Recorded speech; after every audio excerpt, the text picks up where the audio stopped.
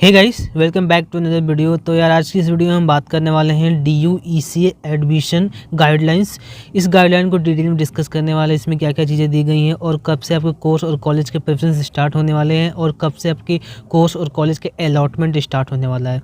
इन तमाम चीज़ों को डिस्कस करने वाले हैं और साथ ही साथ हम बात करने वाले हैं कुछ इंपॉर्टेंट बातें, जैसे कि फाइनल मेरिट लिस्ट आ चुकी है विथ रैंक, उसको भी डिस्कस करने वाले हैं और आपको कौन से कॉलेजेस मिल सकते हैं और अलॉटमेंट के बाद आपको क्या करना है, इन तमाम चीज़ों को डिस्कस करने वाले हैं। उससे पहले अगर आप चैनल पर नए चैनल को सब्सक्राइब करके बेल आइकन को प्रेस कर दीजिए ताकि फ्यूचर में आपको इसी तरह के एजुकेशनल, इंफॉर्मेटिव और एकेडमिक से रिलेटेड वीडियोज आपको मिलते रहते हैं। चलिए इस वीडियो को शुरू कर। ऑफिशियल साइट से ये इस गाइडलाइन को डाउनलोड कर लोगे तो इसमें कुछ चीज़ें दे रखी हैं, इसको आप पढ़ सकते हो।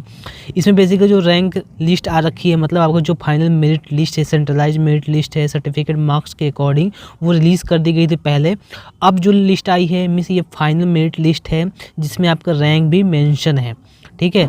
और इसमें कुछ कंसेशन की बात की गई है, वो भी डिस्कस करने वाले हैं आगे वाली वीडियोज़ में, ठीक है। तो पहले डिस्कस करते हैं हम इसमें क्या क्या आपको करना है, कब से कोर्स और कॉलेज का प्रेफरेंस स्टार्ट होने वाला है। ये काफ़ी इंपॉर्टेंट है। और जो भी एलिजिबल कैंडिडेट हैं, मीन्स जो पहली लिस्ट आई थी वो सारे के सारे जो कैंडिडेट हैं वो एलिजिबल है ECA कोटा के थ्रू एडमिशन लेने के लिए।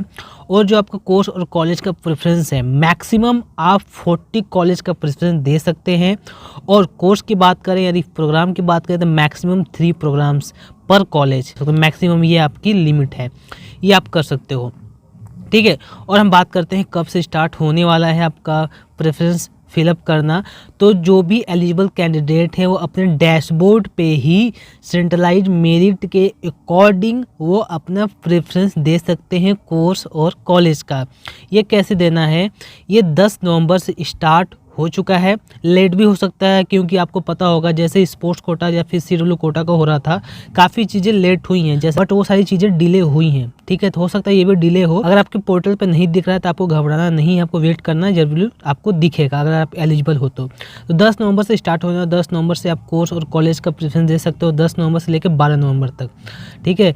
इन दिनों के बीच में आपको कोर्स और कॉलेज का प्रेफरेंस देना है जो भी एलिजिबल कैंडिडेट्स हैं। इसके अलावा आपको कोई फर्दर टाइम नहीं दिया जाएगा कोर्स और कॉलेज का प्रेफरेंस भरने के लिए, ठीक है। तो आपको इसका ध्यान रखना है, ये काफ़ी इंपॉर्टेंट है, ठीक है। और जिसका भी मेरिट लिस्ट में नाम है तो इसका ये मतलब नहीं है कि आपको कोई ना कोई कॉलेज मिल जाएगा। आप इस गाइडलाइन को पढ़ोगे तो इसमें मेंशन कर रखा है क्लियरली। अब बात करते हैं कि पहली लिस्ट कब आने वाली है। तो पहली लिस्ट आने की इसमें कोई फिक्स डेट नहीं मेंशन किया गया, बट जो पहली लिस्ट आपकी आने वाली 12 नवंबर के बाद आएगी। 12 नवंबर के बाद में 13 को आ सकती है, 14 को भी आ सकती है, 15 को भी आ सकती है। पहली लिस्ट आपकी आएगी। पहली लिस्ट आ जाने के बाद में अगर सीट वैकेंट रह जाती है तो सेकेंड लिस्ट भी आएगी। सेकेंड लिस्ट कब आएगी, सेकेंड लिस्ट डेफिनेटली आपकी जब पहली लिस्ट आएगी उसके 1-2 दिन बाद ही आएगी, ठीक है। और जो आप सोच रहे हो कि जो सेकेंड लिस्ट आएगी उसके लिए आपको फिर से कोर्स और कॉलेज का प्रेफरेंस भरने का मौका दिया जाएगा, ऐसा नहीं है। आपने जो 10 नवंबर से 12 नवंबर के बीच में कोर्स और कॉलेज का प्रेफरेंस दिया है उसी के अकॉर्डिंग आपको अलॉट होने वाला है। अगर आपको पहले लिस्ट में अलॉट नहीं होता है तो आपको घबराना नहीं हो सकता, अगर सीट वैकेंट रह जाती है तो आपको सेकेंड लिस्ट में अलॉट हो जाएगा। ये सारी की सारी चीज़ें आपको अपने यूजी पोर्टल पर लॉगिन करने के बाद ही करना है, ठीक है। तो आई होप आपको समझ में आ गया होगा गाइडलाइन में करना क्या है। आपको 10 से लेकर 12 तक में आपको कोर्स और कॉलेज का प्रेफरेंस देना है, उसके बाद में आपको मेरिट लिस्ट का वेट करना है, ठीक है। जब आपको मेरिट लिस्ट आएगा, अगर कोई कॉलेज या फिर कोर्स आपको अलॉट हो जाता है तो सिंपली सबसे पहला काम है उस पर्टिकुलर कॉलेज द्वारा आपका कुछ डॉक्यूमेंट्स है उसको वेरीफाई किया जाएगा ऑनलाइन ही। मिनिमम एलिजिबिलिटी क्राइटेरिया उसको चेक किया जाएगा, ठीक है। जो आपका कंसेशन है एकेडमिक मार्क्स में उसको चेक किया जाएगा। इन तमाम चीज़ों को चेक करने के बाद में आपके एडमिशन के अप्रूवल देगा वो पर्टिकुलर कॉलेज।